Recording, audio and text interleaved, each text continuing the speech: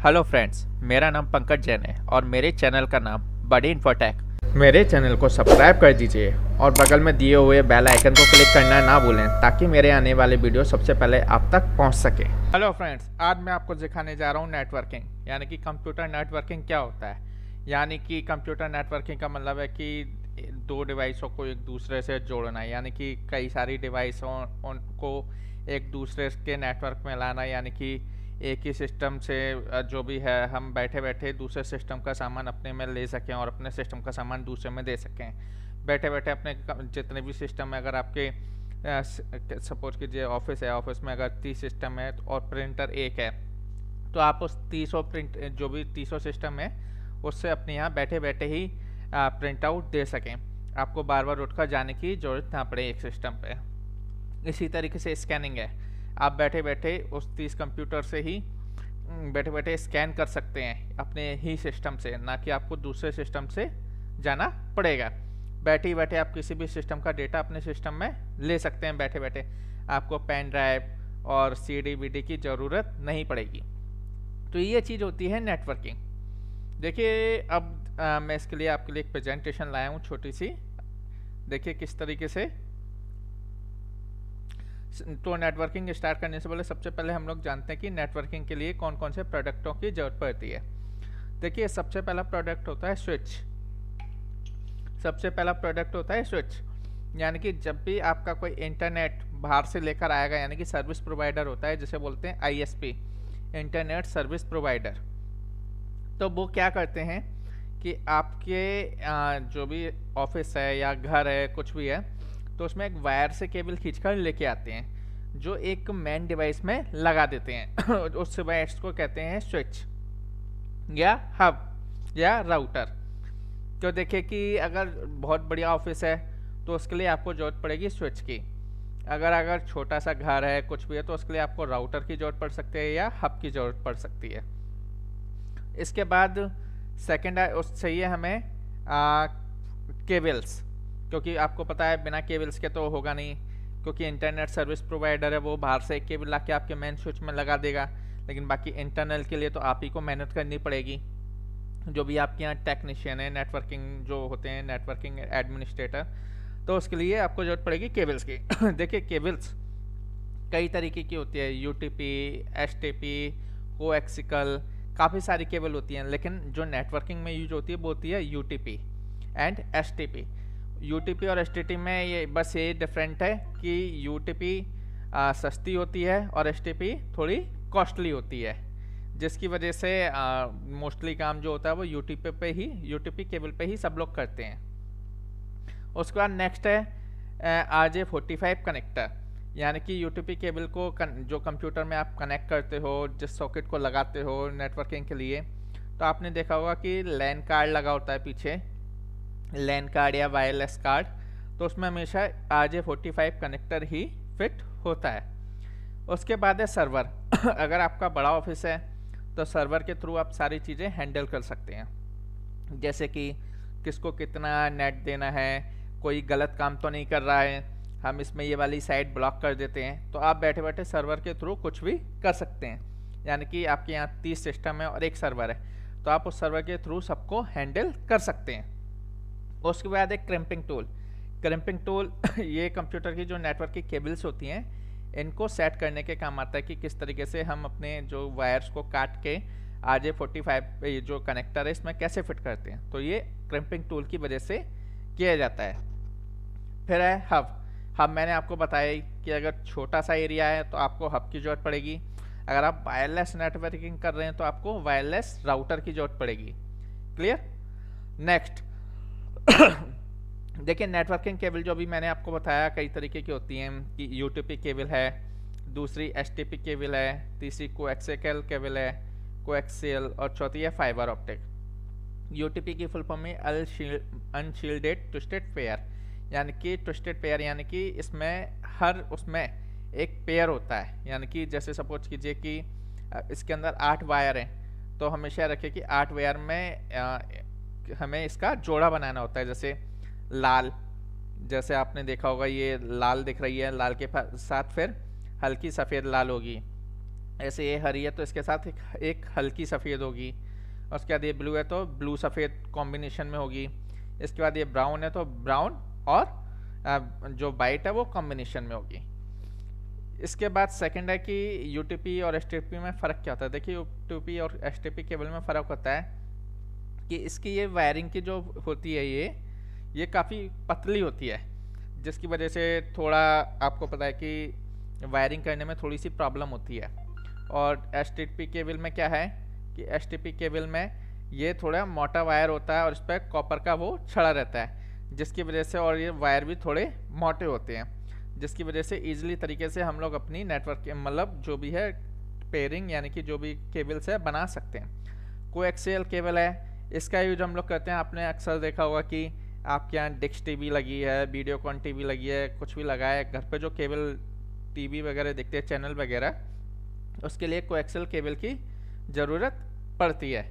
इसके बाद है फाइबर ऑप्टिक। आज की डेट में जो नई टेक्नोलॉजी आ रही है वो आ रही है फाइबर, लेकिन ये फाइबर आपके लिए नहीं है, ये उन लोगों के लिए जो इंटरनेट सर्विस प्रोवाइडर होते हैं। यानी कि इसके थ्रू, फाइबर ऑप्टिक के थ्रू ये है कि आपकी जो स्पीड है, जो भी चीज़ है, ये बहुत मतलब हाई स्पीड से आपका इंटरनेट आता है। तो इन चीज़ों के लिए इन केबल का यूज करते हैं। तो फिलहाल मैं आपको यूटीपी केबल के बारे में बताता हूँ, क्योंकि यूटीपी ही आपके काम आने वाली है। नेक्स्ट देखिए, नेक्स्ट है नेक्स्ट देखिए, सॉरी, ये लैन। सबसे पहले आता है जो नेटवर्किंग एरिया होते हैं वो कितनी तरीके के होते हैं। देखिए नेटवर्किंग एरिया होते हैं सबसे पहले लैन यानी कि लोकल एरिया नेटवर्क, दूसरा होता है बैन वाइड एरिया नेटवर्क, तीसरा होता है मैन मेट्रोपॉलिटन एरिया नेटवर्क, चौथा होता है वायरलेस लैन यानी कि डब्ल्यू लैन नेटवर्किंग। तो सबसे पहले मैं आपको बता रहा हूँ लैन नेटवर्किंग के बारे में।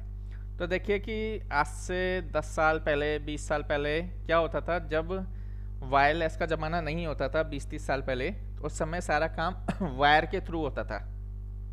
जब वायर के थ्रू होता था तो उसमें ज़्यादातर वायर हो जाते थे, और एक कंप्यूटर को दूसरे कंप्यूटर से जोड़ने के लिए वायर की ज़रूरत है, फिर एक से अगर 30 सिस्टम जोड़ रहे हैं तो उसके लिए वायर की ज़रूरत है। तो इसमें आपकी वायरिंग की काफ़ी वो होती थी। तो देखिए किस तरीके से हम लोग लैन नेटवर्किंग करते थे कि सबसे पहले क्या करते थे कि आपका इंटरनेट सर्विस प्रोवाइडर आया, वो सीधे आपके नेट दे गया आपके स्विच में। क्लियर? आपके किस में दे गया? वो स्विच में। स्विच से फिर क्या करते हैं, स्विच होता है आपको पता है बड़ा होता है। स्विच से क्या होता है कि एक बार में आप 24 है, 30 है, 32 जो भी सिस्टम, 24 सिस्टमों में आप कनेक्शन दे सकते हैं। तो वो मैन केबल दे गया इसके अंदर। अब इसके अंदर क्या होता है कि बाकी के बच्चे जो 23 पोर्ट है और हैं, जो भी आपके 32 से जो 31 बचे हैं, क्योंकि एक तो आपको इंटरनेट सर्विस प्रोवाइडर ने घेर लिया। उसके बाद क्या होता था कि इस स्विच से पहले जो भी, अगर सपोज मान के चलिए मैं इसको मानता हूँ 24, क्लियर? 24 में से आप 21 एक ISP ने घेर लिया, उसके बाद बचा 21। तो 21 में से क्या करते थे ये लोग कि एक राउटर में दे दिया, जो हब होते थे उसमें दे दिया। उससे क्या होता था कि जो राउटर होते थे ये 6 पॉइंट और बना सकता था आगे, यानी कि अब आपके 21 कनेक्शन यहाँ है और 6 यहाँ है, तो बचे यहाँ आपके, यानी कि यहाँ पे 23 22, अब यहाँ बचे 21 और यहाँ आपके फिर यहाँ 5 बढ़ गए, क्योंकि क्या आप इसमें से 21 उसको दे सकते हो, 21 सिस्टम आपके पास हैं तो आप यहाँ 21 को दे सकते हो, और ये बचा हुआ ये 5 को और एक्स्ट्रा दे सकता है। तो इस तरीके से क्या होता था कि man internet service provider switches में लाया गया। स्विचेस से आप हब में और 5-5 कनेक्शन बढ़ा सकते थे, क्योंकि स्विच 24 से ज़्यादा का आता नहीं था, 16 का है, 24 का है, 32 का है, जैसे आपकी नीड के अकॉर्डिंग, क्योंकि प्राइस उसी हिसाब से होती थी। तो आप क्या करते थे, ले लिया, सपोज कीजिए आपने 16 वाला ले लिया। अब आप 16 से क्या एक ISP ने घेरा, उसके बाद क्या है कि आपके पास 15 बचे। अब आपके पास अगर सिस्टम 6 है तो आपको हब की ज़रूरत नहीं पड़ती थी, लेकिन आपके पास सिस्टम अब पड़ गए 40-50, तो उसमें क्या है कि आपको स्विच के अलावा फिर हब की ज़रूरत पड़ती थी, ताकि आप और कनेक्शन बना सकें। यानी कि आप समझ गए कि पहले स्विच से हब में गया, और हब से फिर आगे जो आपके कंप्यूटर हैं उसके अंदर हम लोग वायर डालते जाते थे। क्लियर?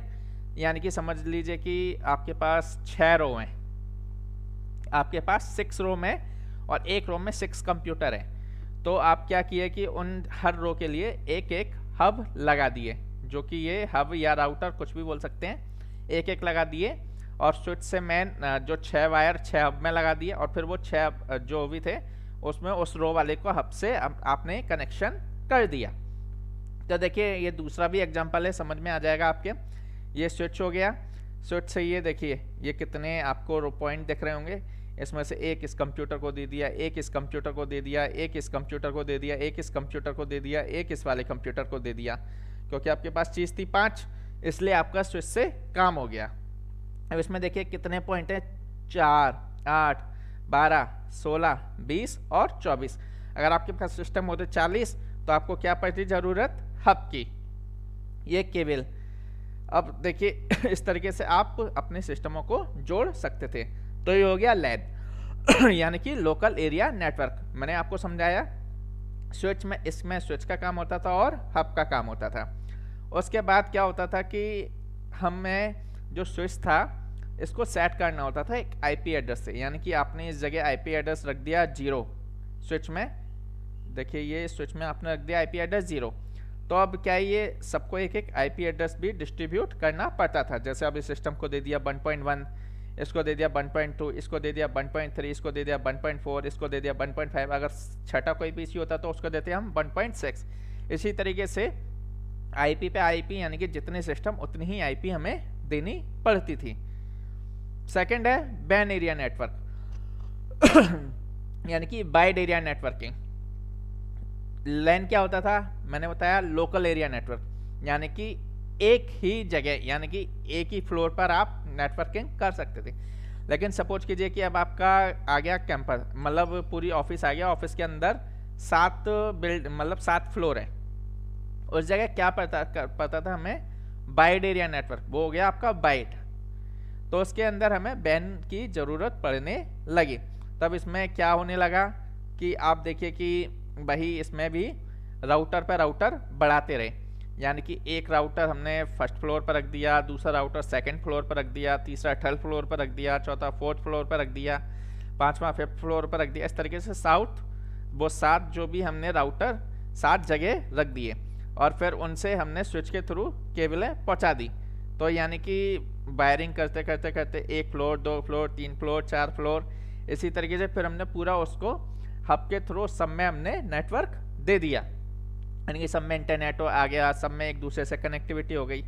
अब ये तो बात हो गई 7 तो उसकी मंजिल की, लेकिन सपोज कीजिए कि आपके पास दूसरी बिल्डिंग भी है, तीसरी बिल्डिंग भी है, चौथी बिल्डिंग भी है, तो इसके लिए भी फिर हमें राउट जो हब का ही काम यूज करना पड़ा। यानी कि आप एक बिल्डिंग में दे सकते थे, फिर 2 बिल्डिंग में भी, तो इसमें भी आपको जो जरूरत पड़ी वो किसकी पड़ी, स्विच और हब्स की। यानी कि एक स्विच हो गया, फिर उसने जितनी भी आपकी बिल्डिंग है हर जगह हब लगाते गए और उसके थ्रू वाइड एरिया नेटवर्किंग आपकी बन गई। तीसरी है मैन नेटवर्किंग एरिया, यानी कि man networking, metropolitan area network. इसमें क्या होता था कि अब सपोज कीजिए कि कोई बंदा यहाँ बैठा है, अब सपोज करो एक हॉस्पिटल है आपका, एक दूसरा हॉस्पिटल है, एक तीसरा हॉस्पिटल है, अब उसमें किस तरीके से नेटवर्किंग की जाती थी, तो उसके लिए मेट्रोपॉलिटन एरिया नेटवर्क का यूज किया जाता था, जो अब ख़त्म हो गया मोस्टली। इसमें क्या होता था, सारी चीज़ आपने सुनी होगी कि जो भी FTP जो होता था लोकल, उसके थ्रू सर्वर पर चढ़ाया जाता था, तो उसके एक वेबसाइट वगैरह बना दी जाती थी, जो सारा इंट्राडे जो आप जानते हैं, इंट्राडे नहीं इंटरनेट, तो उसके थ्रू आपका सारा काम होने लगा। तो आज की डेट में ये ख़त्म हो गया है।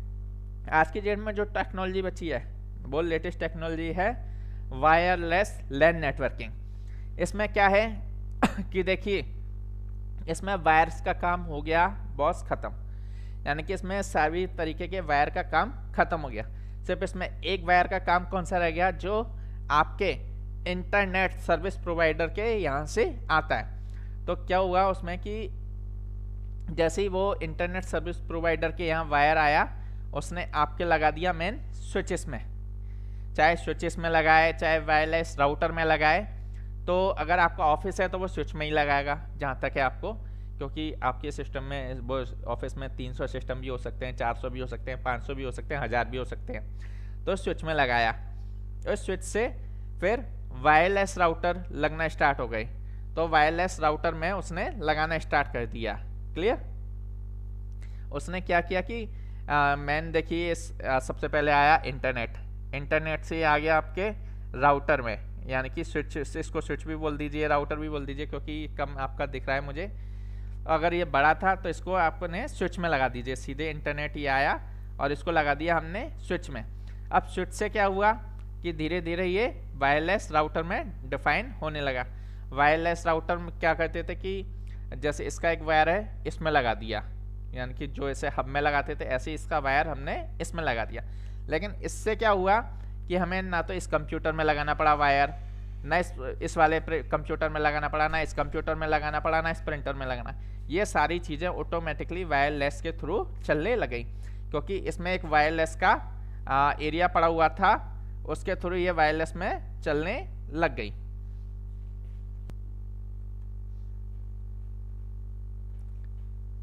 देखिए इसका एक दूसरा एग्जांपल भी मैं बता देता हूँ। देखिए ये फॉर एग्जांपल छोटा सा, इंटरनेट सर्विस प्रोवाइडर आए, उन्होंने आपके स्विच में दे दिया। क्लियर? स्विच में देने के बाद आपने यहीं से ये सब वायरलेस के थ्रू काम होने लगा, क्योंकि इंटरनेट सर्विस प्रोवाइडर आपको जो एक तो नेट दे गए आपको वायर लगा गए, और दूसरा एक आईपी एड्रेस प्रोवाइड करके गए। एक आईपी एड्रेस क्या करके गए? प्रोवाइड। क्लियर? तो वो सारे आईपी एड्रेस आप चाहो तो इसमें दे सकते हो, सारे सिस्टमों में अलग अलग करके, तो ऑटोमेटिकली ये इससे रेंज में कनेक्ट होंगे और ऑटोमेटिकली आपका इंटरनेट चलना स्टार्ट हो जाएगा। अब आप चाहते हैं कि मैं आईपी एड्रेस ना लगाऊं और ऑटोमेटिकली ये सारे कनेक्ट हो जाएं, तो क्या करना होता था उसमें कि जो भी आपकी स्विच है इसके अंदर सेटिंग करनी होती थी।